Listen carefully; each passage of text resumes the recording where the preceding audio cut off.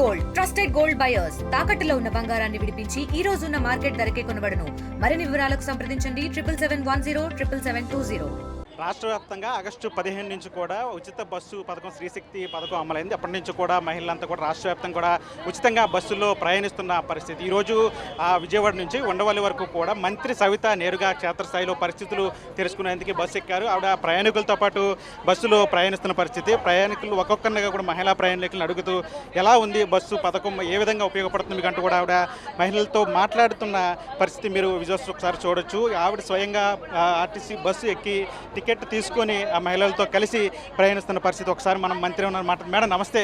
ఎలా అనిపిస్తుంది మేడం మహిళలతో కలిసి ఉచిత బస్సు ప్రయాణం చేస్తున్నారు? వాళ్ళలో ఆనందాన్ని షేర్ చేసుకుంటున్నాం.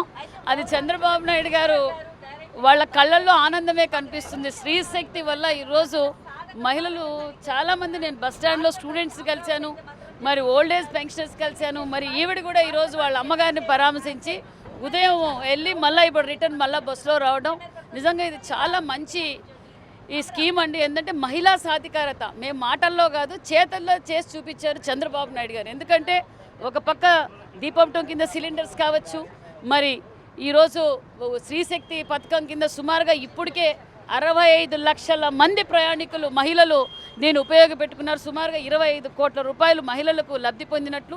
మరి తల్లి వందనం కావచ్చు. ఈరోజు ఈ స్త్రీశక్తి వల్ల మహిళలు స్వేచ్ఛగా ప్రయాణించగలరు, ధైర్యంగా నమ్మకం మేము ఆ స్థలానికి మేము వెళ్ళగలం, మా గమ్యాన్ని మేము చేరుకోగలం, ఎలాంటి ఆంక్షలు లేకుండా.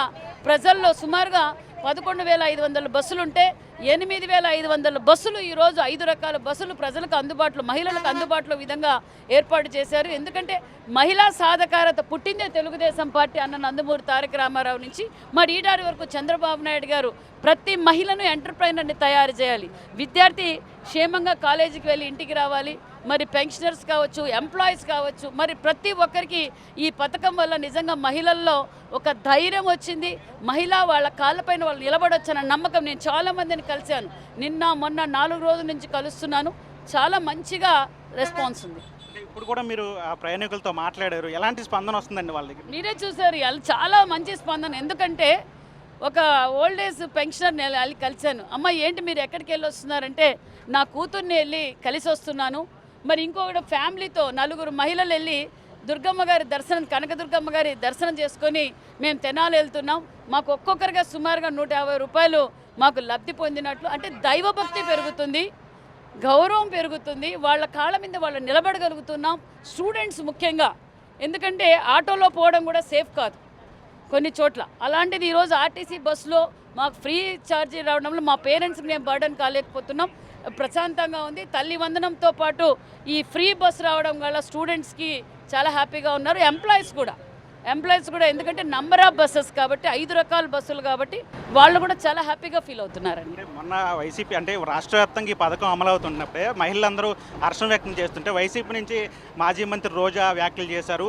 14 సర్వీసులు ఉంటే కేవలం 5 సర్వీసులు ఇచ్చారు, చంద్రబాబు కోతల ప్రభుత్వం అని చెప్పి ఆవిడ మాట్లాడారు. మేము వాళ్ళకి కౌంటర్ ఇచ్చే పని లేదండి. గ్యాస్ సిలిండర్లు పెంచడం తెలుసు. గ్యాస్ సిలిండర్లు గతంలో ఎన్నిసార్లు పెంచారు, ఎంత పెంచారు. ఈరోజు మేము ఫ్రీగా గ్యాస్ ఇస్తున్నాం. కరెంటు బిల్లులు పెంచడం తెలుసు. మేము సంవత్సరం నుంచి కరెంటు బిల్లు పెంచలేదు, నాణ్యతమైన కరెంట్ ఇచ్చాం. అదేవిధంగా సోలార్ని కూడా లాంచ్ చేస్తున్నాం. అది మరి ఈరోజు బస్సు ఛార్జీలు గతంలో వైసీపీ ప్రభుత్వం ఎన్నిసార్లు బస్సు ఛార్జీలు పెంచిందో తెలుసు. మనం ఈరోజు రాష్ట్ర వ్యాప్తంగా 5 రకాల బస్సులు, 8,500 బస్సులు, సుమారుగా 1,950 కోట్ల రూపాయలతో ఈరోజు శ్రీశక్తి పథకాన్ని లాంచ్ చేశాం. వైసీపీ వాళ్ళు ఏదైనా ఇలాగే అంటారు, అభివృద్ధిని చూస్తే ఓర్చుకోలేరు, వాళ్ళకి చేసేది చేత కాదు. మేము వాళ్ళ కౌంటర్ ఇచ్చే పనిలే. మేము ప్రజలకు మమ్మల్ని ఏ నమ్మకంతో అయితే మాకు ఓటేశారో మేము ఆ నమ్మకాన్ని నిలబెట్టుకుంటున్నాం.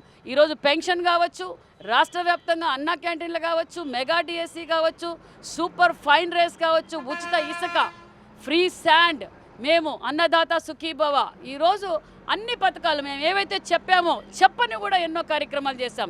ఈరోజు మేము పరిశ్రమలు తీసుకొస్తున్నాం, ఉపాధి సృష్టిస్తున్నాం, యువతకు భరోసా చంద్రబాబు నాయుడు గారు, మరి డిప్యూటీ సీఎం గారు.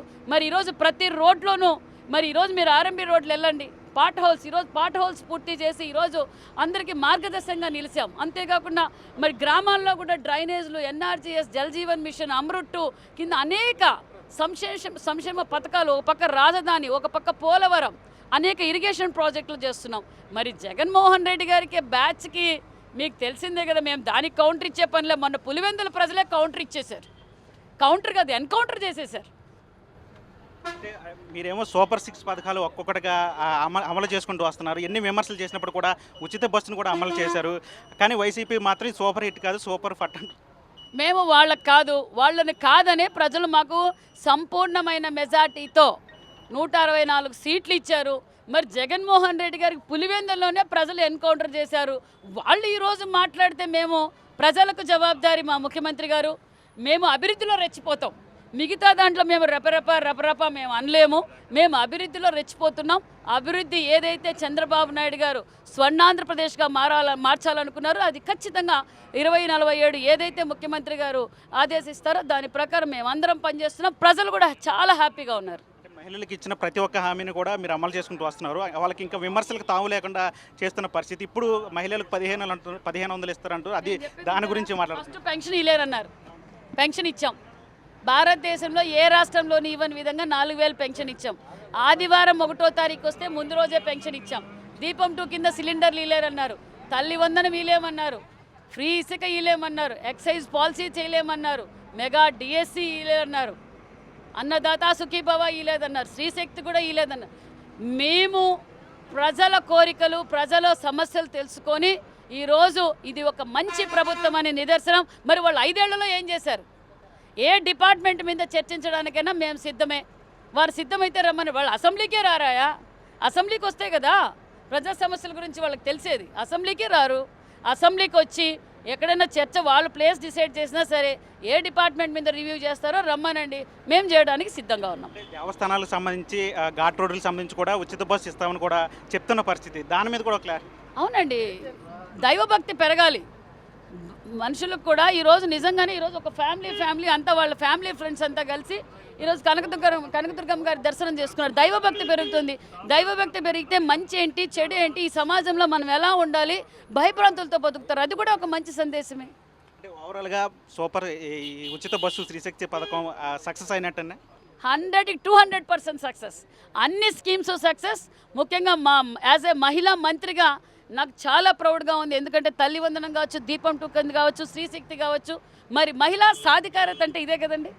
నిజంగా నేను చాలా ప్రౌడ్గా ఫీల్ అవుతున్నా. మహిళలు కూడా అదే విధంగా ప్రౌడ్గా ఫీల్ అవుతున్నారు. ఇంకా మహిళా ప్రయాణికులు ఉన్నారు, ఒకసారి మాట్లాడే ప్రయత్నిస్తాం. ఎక్కడి నుంచి ఎక్కడి వరకు వెళ్తున్నారు మీరు? మల్కాపురం అండి. బాగుంది, బాగా చేస్తున్నారు బాబు గారు. బాగానే ఉందండి.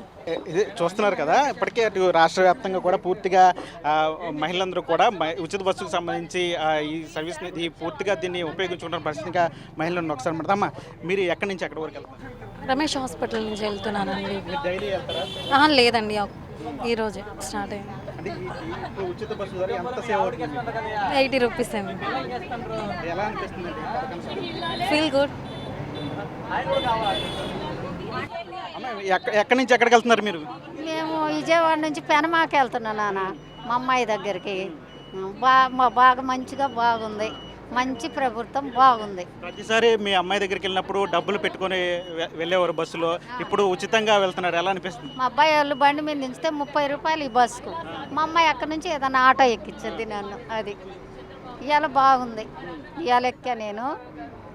అది బాగుంది, మంచి బాగుంది, ప్రభుత్వం బాగుంది. అంతే, ఇంకేమో చెప్పాలి. బాగుంది, ఫ్రీగా ఉంది, హుషారుగా ఉంది, ఇంకంతే. అది ఇది మొత్తంగా మహిళా ప్రయాణికులందరూ కూడా ఒకటే చెప్తున్నారు, ఖచ్చితంగా ఈ పథకం మహిళలందరూ కూడా ఉపయోగపడుతుంది. మామూలుగా అయితే ఖర్చు పెట్టుకొని అటు ఆటోల్లో వెళ్ళాల్సి వచ్చేది, అది దూరభారాలతో ఉండే పరిస్థితి ఉండేది. కానీ ఇప్పుడు ఈ ఉచిత బస్సు ప్రయాణం ద్వారా మహిళలందరూ కూడా పూర్తిగా లబ్ధి చేకూరుతుంటే వాళ్ళందరూ కూడా హర్షం వ్యక్తం చేస్తున్న పరిస్థితి కనిపిస్తుంది. ప్రస్తుతం మన RTV విజయవాడ నుంచి. తెలుగులో ఫాస్టెస్ట్ న్యూస్ ఇప్పుడు కొత్త అవతారంలో 5 సెకండ్లోనే పూర్తి వార్తా సమాచారం మీ చేతిలో. సోషల్ మీడియా ట్రెండ్స్ మీ కళ్ళ ముందుకే live TV and voice search ఆప్షన్స్తో ఇప్పుడే డౌన్లోడ్ చేయండి. యాప్ లింక్ డిస్క్రిప్షన్లో ఉంది.